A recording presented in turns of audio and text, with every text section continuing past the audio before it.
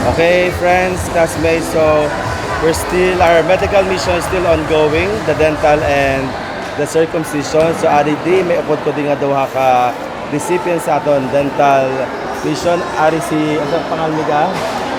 John na may kag si Christina. Taga diin ka mo, Miga? Taga? Cristo sa uno? Okay. Ano, paano yung nabalaan about sa medical mission? Sa barangay. So, first time nyo diri sa SIPA, o nakakatun na kami sa SIPA? Former student ka mo? Nag-eskwela na kami sa una. Sa college? Senior high. Subong yan sa di ka mo nag-eskwela sa buong.